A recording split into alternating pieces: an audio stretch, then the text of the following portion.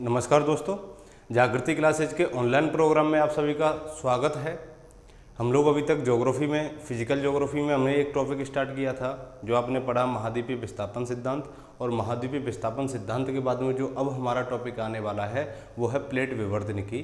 तो आज हम प्लेट विवर्तनिकी जानेंगे और प्लेट विवर्तनिकी यानी कि प्लेट टेक्टोनिक से संबंधित क्या क्या चीज़ें हम लोग इसमें पढ़ने वाले हैं, पहले इसकी एक बार चर्चा कर लेते हैं।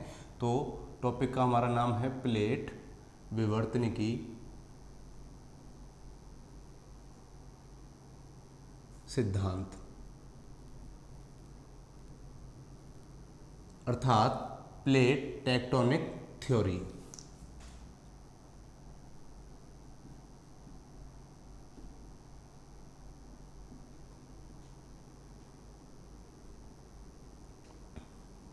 ठीक है, तो ये क्या हो गया हमारा टॉपिक। और इस टॉपिक में देखिए हम क्या पढ़ेंगे, सबसे पहले जानेंगे कि प्लेट क्या होती हैं। तो हम इसको थोड़े से पार्टों में डिवाइड कर लेते हैं। पहला जानेंगे प्लेट क्या है। दूसरी चीज़, इस सिद्धांत के प्रतिपादक कौन कौन रहे हैं, यानी किन व्यक्तियों ने, यानी किस व्यक्ति ने इसको प्रतिपादित किया है, प्रतिपादक, और उन्होंने अपनी क्या क्या बातें कही हैं। इसके बाद में हम जानेंगे कि प्लेट्स कितने प्रकार की होती हैं, इनका प्रकार क्या है। ठीक है, यानी कि पूरे स्थल मंडल पर जो प्लेटें पाई जा रही हैं उसका प्रकार क्या है, और प्लेट टेक्टोनिक जो थ्योरी है वो किन किन चीज़ों की व्याख्या करता है, हम उनका अध्ययन करेंगे। तो ये हमारे पॉइंट हो गए, यानी कि किन किन बिंदुओं की प्लेट टेक्टोनिक थ्योरी की मदद से व्याख्या की जा सकती है, और इसके बाद में प्लेट टेक्टोनिक थ्योरी का अर्थ पर क्या प्रभाव पड़ता है वो बात करेंगे। ठीक है, तो ये हमारे कुछ पॉइंट हैं। तो सबसे पहले हमें इसमें देखना है कि प्लेट क्या है। तो देखिए, आपने ग्लोब देखा होगा, मैप देखा होगा, तो उस पर क्या है, दो तीन वो हैं, दो आकृति मिलेंगी आपको। एक तो स्थलीय आकृति मिलेगी और एक मिलेगी जलीय आकृति। तो अब ये जो मैप पर देख रहे हैं तो ये स्थल हो गए और ये जल हो गए। तो प्लेट क्या होंगे, अगर डेफिनेशन आपसे पूछी जाए कि प्लेट की डेफिनेशन क्या होगी, तो प्लेट की डेफिनेशन होगी कि पृथ्वी की सतह पर इसके छोटे या बड़े टुकड़े को क्या कहा जाता है, प्लेट कहा जाता है। यानी कि हो सकता है कि आपको यहाँ कई सारे छोटे छोटे द्वीप दिखाई दे रहे होंगे, ये छोटे टुकड़े हो गए। कई बड़े द्वीप दिखाई दे रहे होंगे, महाद्वीप दिखाई दे रहे होंगे, ये बड़ी प्लेट हो गई। आप महासागर देख रहे होंगे तो महासागर भी क्या है, प्लेटें हैं। ठीक है, जब हम इसके प्रकार की बात करेंगे कि प्लेटों के प्रकार क्या है, तो हम दो चीज़ें जानेंगे, एक तो छोटी प्लेटें और एक बड़ी प्लेटें, और उसी के साथ में ये भी जानेंगे कि प्लेटों को कितने भागों में बांटा गया है। एक तो छोटी यानी कि माइनर और मेजर प्लेटें। दूसरी बात आ जाएगी कि कुछ तो स्थलीय प्लेटें हैं और कुछ सागरीय प्लेटें हैं, तो इनको बांटा जाएगा महासागरीय प्लेटों में और महाद्वीपीय प्लेटों में। तो किस प्रकार से ये इफेक्ट करता है अर्थ को, उसकी चर्चा करते हैं। तो देखिए, तो जब हम ये जानेंगे कि प्लेट क्या हैं, तो हमारा पहला पॉइंट यहाँ आ रहा है कि ये प्लेट कहते किसे हैं। तो यहाँ हम इसकी डेफिनेशन लिख सकते हैं कि पृथ्वी की छोटी या बड़ी, यानी कि पृथ्वी की सतह पर इसके छोटे या बड़े टुकड़े को क्या कहा जाता है, प्लेट कहा जाता है। ठीक है, तो ये तो किसकी डेफिनेशन हो गई, प्लेट की डेफिनेशन हो गई। अब विवर्तनिकी का मतलब होता है प्रवाह होना, इसका अर्थात कि प्लेटों का एक दूसरे से दूर दूर खिसकना या एक दूसरे के पास पास आना, वो क्या कहलाता है, टेक्टोनिक कहलाता है। और उसके प्रभाव से किन किन चीज़ों का स्थल मंडल पर या जल मंडल पर निर्माण हो रहा है, क्या किनारे बन रहे हैं, उनकी चर्चा करेंगे हम इसके अंदर। ठीक है, तो ये तो होगी इसकी बेसिक बातें कि प्लेट्स किसे कहते हैं। अब बात करते हैं कि जो प्लेट टेक्टोनिक थ्योरी है, अर्थात प्लेट विवर्तनिकी जो सिद्धांत है, ये किसने प्रतिपादित किया। तो देखिए, प्लेट विवर्तनिकी जो सिद्धांत है ये 1962 में लेकर के आए कौन, हैरी हेस। हैरी हेस ने इसका क्या किया, प्रतिपादन किया। लेकिन कुछ समय पश्चात किसने, 1968 में थोड़ा बहुत इसमें संशोधन करके इसको किसने प्रतिपादित किया, W.J. मॉर्गन ने। तो इन दो वैज्ञानिकों के नाम, इन दो ज्योग्राफर्स के नाम प्लेट टेक्टोनिक थ्योरी के साथ में हमेशा जोड़े जाते हैं। तो हैरियस ने क्या किया, इस प्लेट टेक्टोनिक थ्योरी की व्याख्या की और उसके बाद में 1968 में इसमें थोड़ा बहुत संशोधन करके, मॉडिफाई करके इसको किसने प्रतिपादित किया, मॉर्गन ने प्रतिपादित किया। तो देखिए कई बार सीधे सवाल यहाँ से ये पूछ लिए जाते हैं कि बताइए प्लेट टेक्टोनिक थ्योरी या प्लेट विवर्तन के सिद्धांत का प्रतिपादन किसने किया था। तो हैरियस ने कब किया था, 1962 में, और डब्ल्यू.जे. मॉर्गन ने 1968 में। ठीक है, यहाँ तक हमारी बात समझ में आ गई। तो जो मॉर्गन थे, मॉर्गन ने क्या किया, आकार के आधार पर प्लेटों को दो भागों में डिवाइड किया था। कितने भागों में, आकार के आधार पर, यानी कि पूरी पृथ्वी की, चाहे वो महासागरीय प्लेटें हों चाहे वो महाद्वीपीय प्लेटें हों, उनको क्या किया, दो भागों में डिवाइड किया। तो कौन कौन से, एक तो बांटी इन्होंने मेजर प्लेटें यानी कि बड़ी प्लेटें, और एक बांटी छोटी प्लेटें। ठीक है, तो मॉर्गन ने बताया कि पूरी अर्थ पर, पूरी पृथ्वी पर बड़ी प्लेटों की जो संख्या है वो कितनी है, 6 है, और जो छोटी प्लेटें इनकी संख्या कितनी है, 20 है, 20 है। और इस प्रकार से पूरे अर्थ पर कितनी प्लेटें हैं, 26 प्लेटें हैं। तो ये बात किसने कही, डब्ल्यू.जे. मॉर्गन ने कही। अब कई बार यहाँ से ये पूछ लेगा कि बताइए मॉर्गन ने कितनी मेजर प्लेटों की व्याख्या की है। तो कितनी मेजर प्लेटें बताई हैं इन्होंने, 6, और माइनर प्लेटें कितनी बताई हैं, 20। इसको याद रखना। लेकिन इन्होंने अपना सिद्धांत कब दिया, ये सन याद रखना, 1968 में। इसके बाद में क्या हुआ कि 1995 में, 1995 में यूएसए की राजधानी वाशिंगटन डीसी में, कहाँ पर, वाशिंगटन डीसी में। तो वाशिंगटन डीसी किसकी राजधानी है, यूएसए की राजधानी है, जो उसके पूर्वी तट पर स्थित है। तो वाशिंगटन डीसी में क्या हुआ कि जियोलॉजिकल डिपार्टमेंट की एक रिपोर्ट पेश की गई। किसकी, जियोलॉजिकल डिपार्टमेंट की।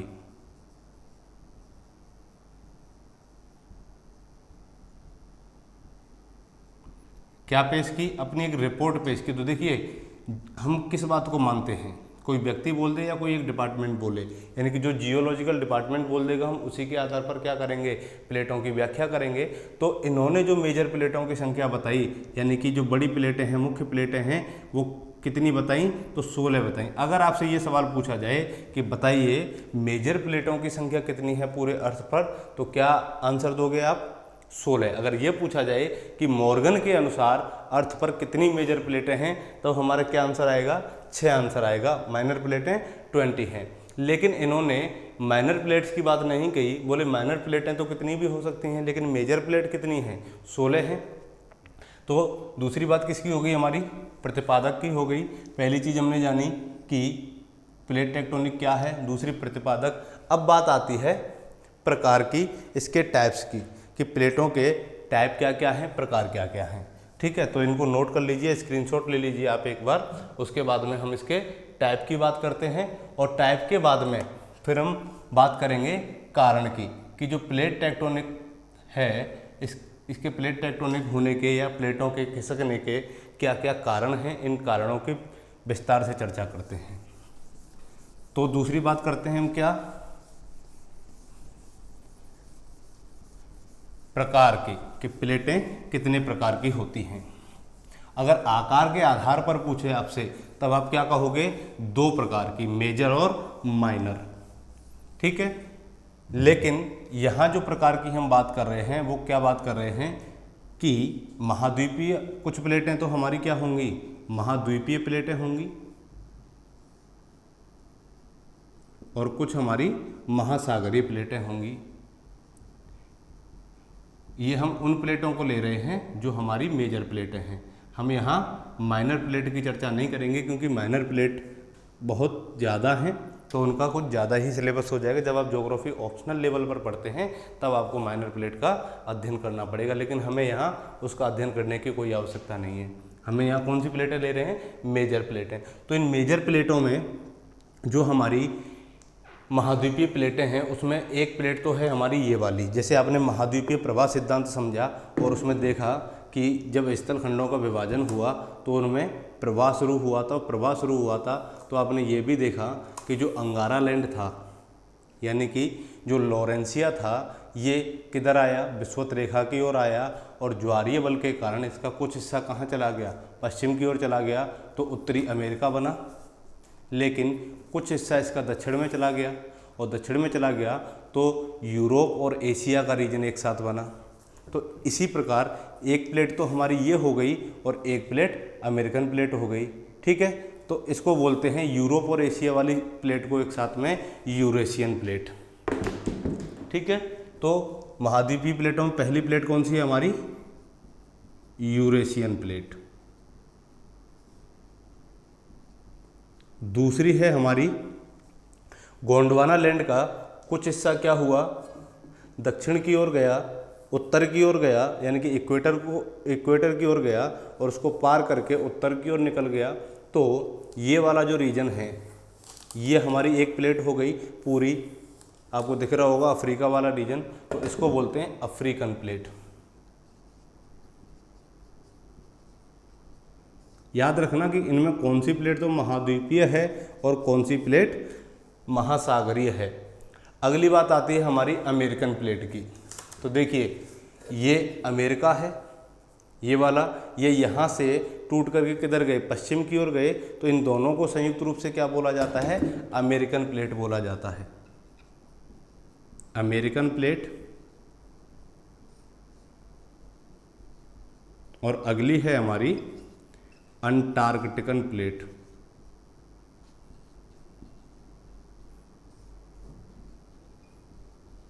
ठीक है, तो ये तो हो गई हमारी चार कौन सी, महाद्वीपीय प्लेटें। अब बात करते हैं महासागरीय प्लेटों की। तो महासागरीय प्लेटों में देखिए ये क्या है आपका, उत्तरी अमेरिका के पूर्व पश्चिम में ये पूरा एक प्रशांत महासागर है। तो ये एक प्लेट तो हमारी ये हो गई, और एक प्लेट हमारी हो जाएगी ये वाली हिंद महासागर वाली इंडियन प्लेट या इंडो ऑस्ट्रेलियन प्लेट। ठीक है, तो नंबर एक प्रशांत महासागरीय प्लेट,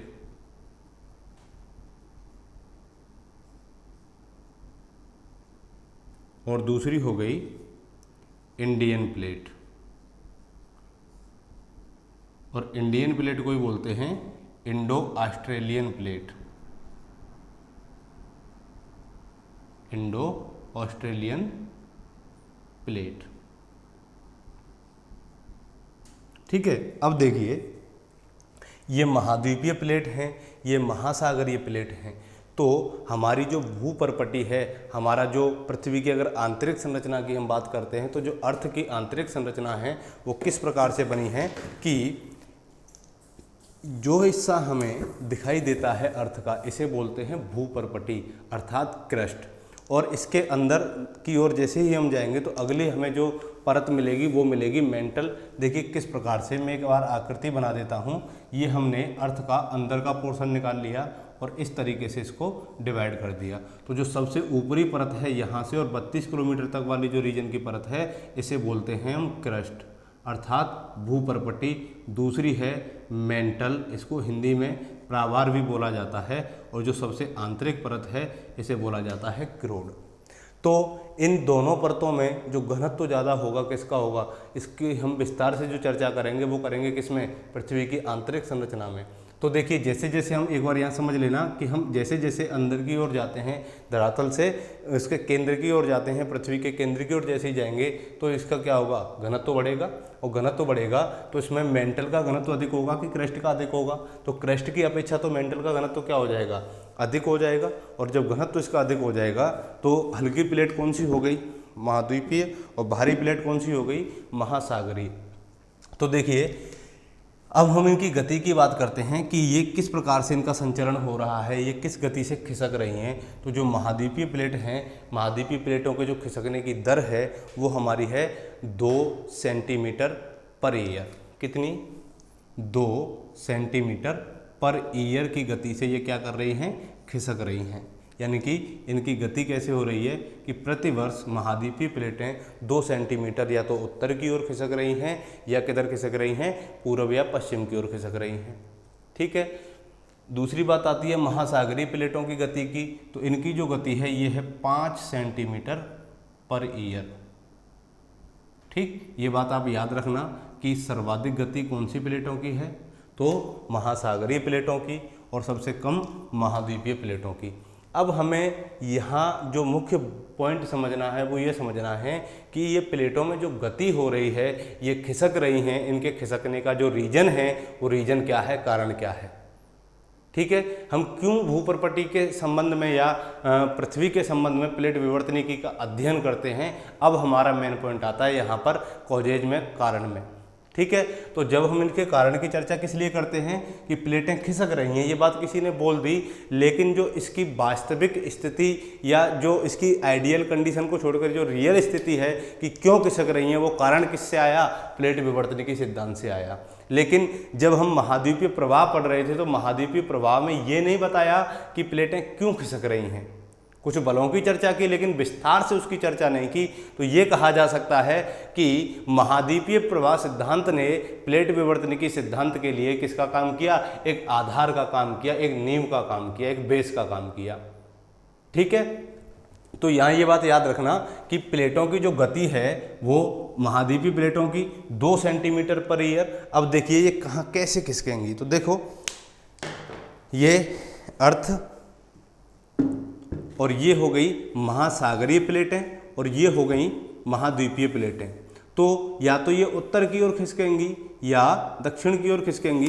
तो धीरे धीरे ये जो रीजन है आपने देखा कि प्लेटें खिसकी, यानी कि अंगारा लैंड यहाँ था, गोंडवाना लैंड यहाँ था, लॉरेंसिया यहाँ था, अंगारा लैंड यहाँ था। धीरे धीरे पृथ्वी रोटेट कर रही थी और पृथ्वी के घूर्णन से केंद्रापसारित बल लगा और केंद्रापसारित बल लगा तो ये जो दोनों स्थलखंड थे ये किधर आए, विषुवत रेखा की ओर आए। यानी अर्थात जो हमारा अंगारा लैंड था ये दक्षिण की ओर आया और ये जो हमारा कौन सा गोंडवाना लैंड था ये उत्तर की ओर गया।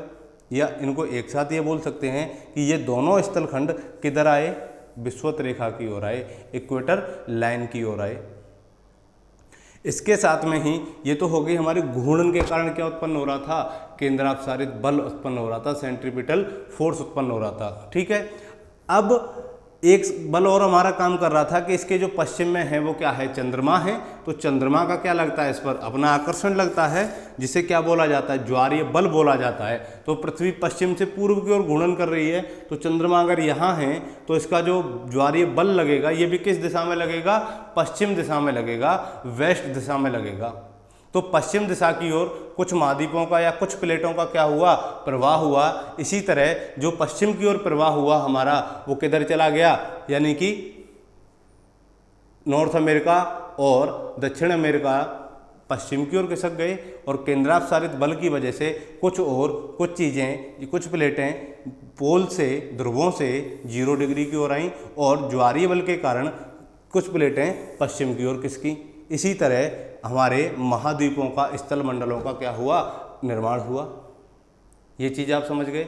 लेकिन ये प्लेटें खिसक क्यों रही हैं, कारण क्या है इनके खिसकने के, इनकी गति करने का जो रीजन है वो क्या है, अब उसकी हम विस्तार से यहाँ चर्चा करते हैं। ठीक है, बहुत अच्छे से समझना है ना, यानी कि इतना आसान टॉपिक है कि आपने अगर इस टॉपिक को आप किताब से पढ़ोगे, बुक से पढ़ोगे, तो ज्योग्राफी में 2-3 टॉपिक मैंने ऐसे देखे हैं कि एक बार में समझ में नहीं आते बुक से, लेकिन यहाँ हमने पूरी कोशिश की है कि आपको अच्छे से ये टॉपिक क्या आ जाए, एक बार में ही समझ में आ जाए। इसीलिए मैंने इस टॉपिकों को कई खंडों में विभाजित किया है। अब देखो इसके जो रीजन हैं, इसके जो कारण हैं कि जो प्लेट गति कर रही हैं वो क्या है। तो देखिए इसके 2 कारण हैं, हम दोनों की विस्तार से चर्चा करेंगे। तो हमारा जो पहला कारण है, पहले तो इसकी चर्चा कर लेते हैं। तो पहला जो रीजन है प्लेटों के खिसकने का वो है पृथ्वी का अपना घूर्णन। अब आप कहोगे कि सर पृथ्वी का घूर्णन कैसे है, तो अभी मैंने विस्तार से समझाया कि जब अर्थ रोटेट करती है तब क्या होती है, केंद्रापसारित बल काम करता है। कौन सा, केंद्रापसारित बल उत्पन्न होगा, सेंट्रीपिटल फोर्स उत्पन्न होगा, केंद्र अपसारित बल, यानी कि चीजें केंद्र की ओर आएंगी। और केंद्र क्या होगा हमारा, ये हो जाएगा सेंटर, यहां से यहां आएंगी। ठीक है, तो केंद्रापसारित जो बल उत्पन्न हो जाएगा इसके घूर्णन की वजह से, तो जो वस्तुएं या जो प्लेटें कहाँ हैं, पोल पर हैं उनका जो गति होगी या उनका जो खिंचाव होगा या उनका जो मूवमेंट होगा वो किस तरफ होगा, विषुवत रेखा की ओर होगा, 0 डिग्री की ओर होगा। पहली बात समझ में आई, पृथ्वी के घूर्णन की वजह से केंद्रापसारित बल उत्पन्न हुआ और केंद्रापसारित बल की वजह से जो प्लेटें पोल्स पर थीं वो कहाँ आ रही हैं, धीरे धीरे विषुवत रेखा की ओर आ रही हैं, यानी कि इनका जो खिंचाव होगा ये किस तरफ होगा, विषुवत रेखा की ओर होगा। ठीक है, तो पोल से विषुवत रेखा की ओर जो प्लेटें गति कर रही हैं इसी को क्या कहा जाता है, यूलर मोशन कहा जाता है, आयलर मोशन कहा जाता है। तो इसी को हम क्या कहेंगे, आयलर गति कहेंगे। यानी कि प्लेटों के ध्रुवों से विषुवत रेखा की ओर आने को क्या, कौन सी गति कहा जाता है, आयलर गति कहा जाता है। इसको याद रखना, बहुत अच्छे से कई बार पूछा जा चुका है ये एग्जाम में। तो एक रीजन तो हमारा ये हो गया। दूसरा हमारा जो इसी के अंदर यानी कि पृथ्वी के घूर्णन की वजह से एक तो केंद्रापसारित बल, और इसी पहले रीजन के अंदर ही हमारा जो दूसरा पॉइंट है वो ये है कि जैसे एक पॉइंट तो ये हो गया एक कारण, और दूसरा कारण हम यहाँ ले लेंगे।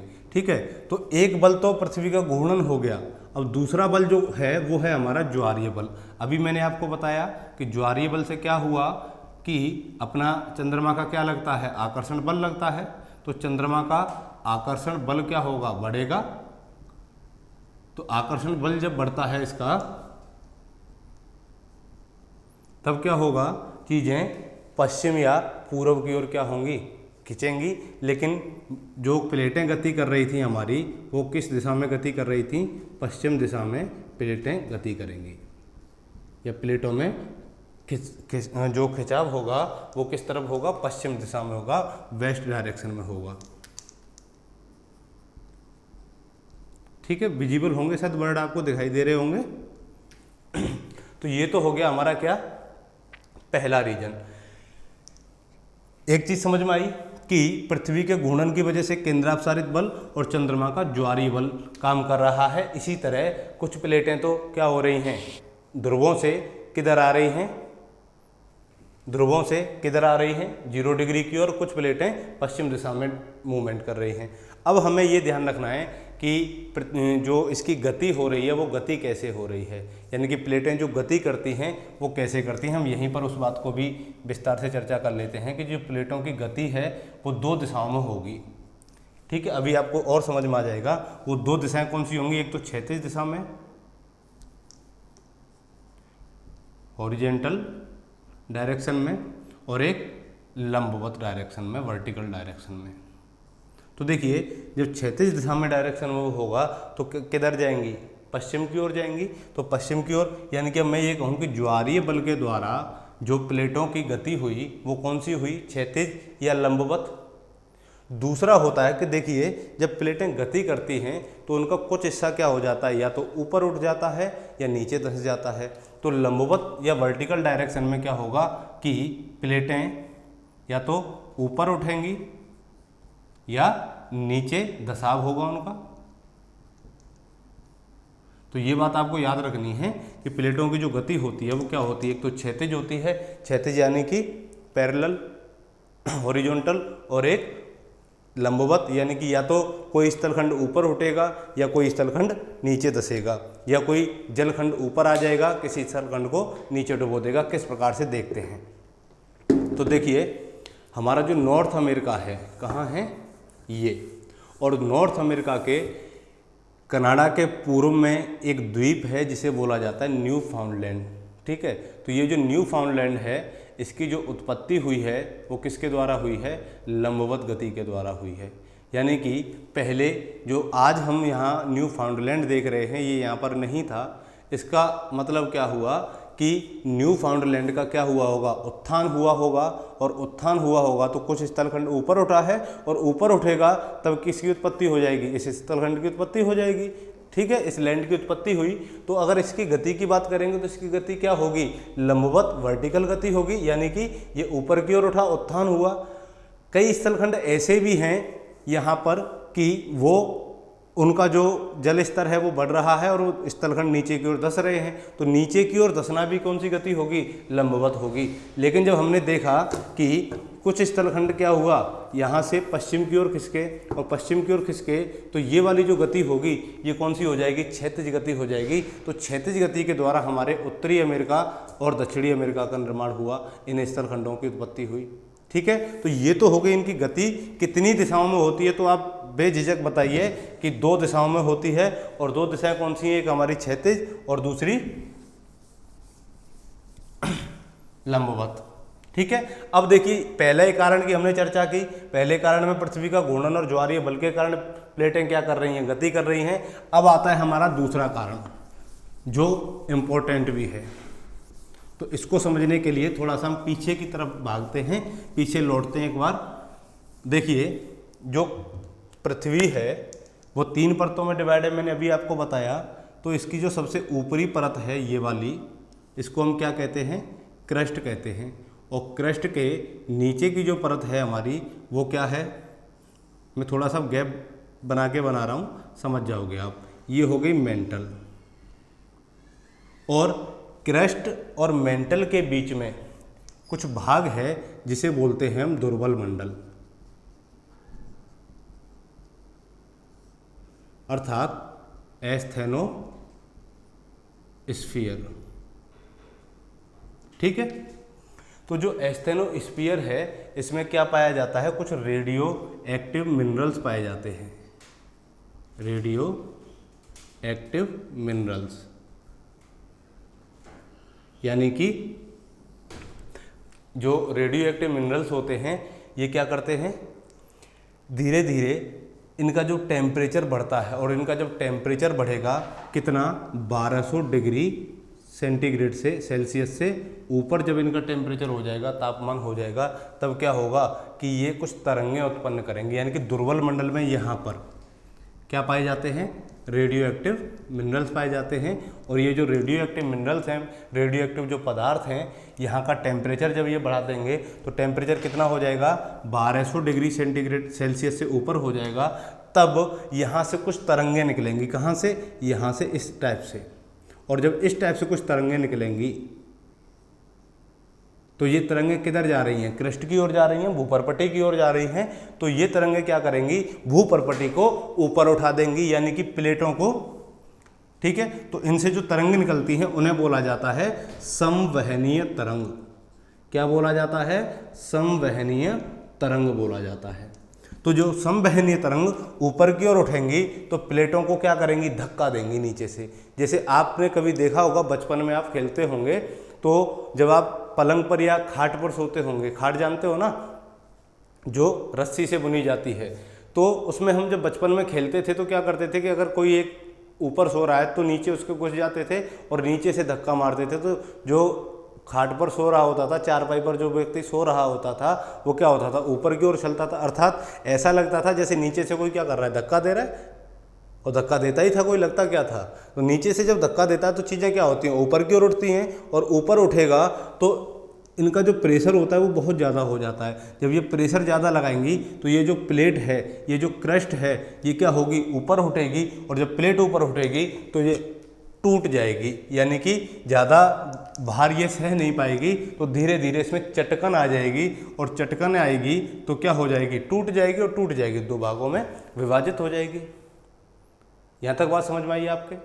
ठीक है, तो देखिए जो संवहनीय तरंग हैं, तो संवहनीय तरंगों की उत्पत्ति का कारण क्या है, रेडियो एक्टिव मिनरल्स। अर्थात हम कह सकते हैं कि पृथ्वी के दुर्बल मंडल में, यानी कि दुर्बल मंडल कौन सा भाग है, क्रस्ट और मेंटल के बीच का भाग। तो दुर्बल मंडल में रेडियो सक्रिय पदार्थ पाए जाते हैं, और रेडियो सक्रिय पदार्थ का जब टेम्परेचर 1200 डिग्री सेल्सियस से ऊपर हो जाता है तब ये संवहनीय तरंग उत्पन्न करता है, और संवहनीय तरंगें ऊपर की ओर उठती हैं तो प्लेटों में नीचे से धक्का लगाती हैं। धक्का लगाती हैं तो वो प्लेटें ऊपर उठेंगी, और प्लेटें ऊपर उठेंगी तो टूट जाएंगी, और इस तरीके से यहाँ से टूटना शुरू होगा। फिर हमारा जो पहले वाला बल था, पृथ्वी के घूर्णन से जो केंद्रापसारित बल और ज्वारीय बल काम कर रहा था, उस बल की वजह से इनकी गति या तो लंबवत होगी या क्षैतिज होगी, फिर ये क्या करते रहेंगे,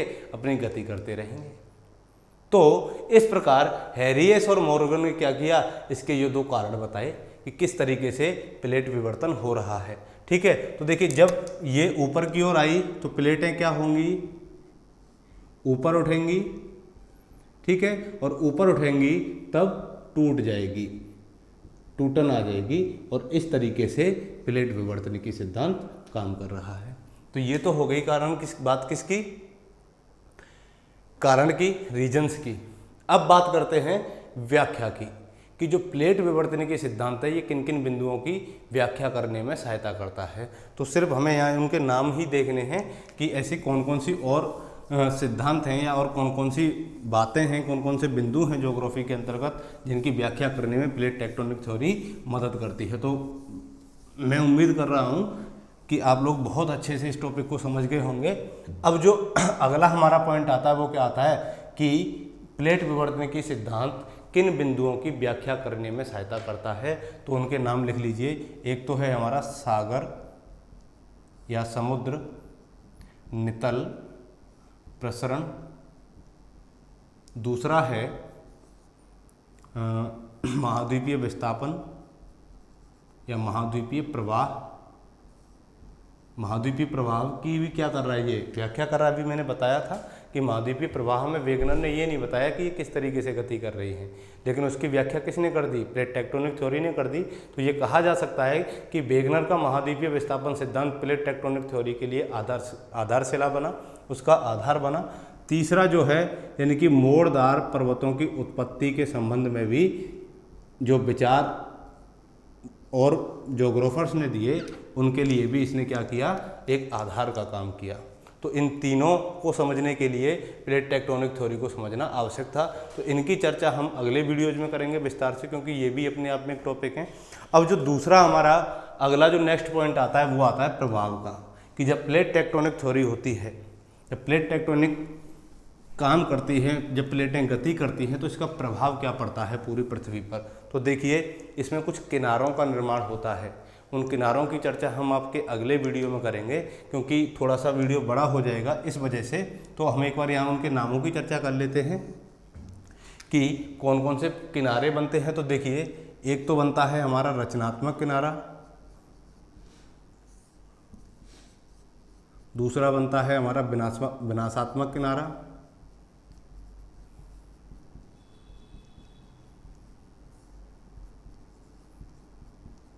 और तीसरा बनता है हमारा संरक्षी प्लेट किनारा।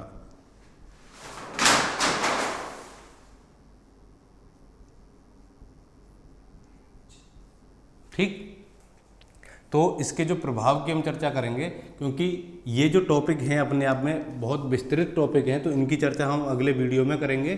तब तक के लिए अगर उससे संबंधित आपका कोई भी डाउट हो तो आप हमसे पूछ सकते हैं हमारे व्हाट्सअप नंबर पर, हमारे फेसबुक पेज पर जाकर के, और हमें कमेंट बॉक्स में भी जाकर के अपने सवाल पूछ सकते हैं। ठीक है, तो ये हुआ आज का हमारा टॉपिक कंप्लीट। और जो अगला वीडियो रहेगा वो हमारा किससे संबंधित रहेगा, प्रभाव से संबंधित रहेगा। थैंक यू, धन्यवाद।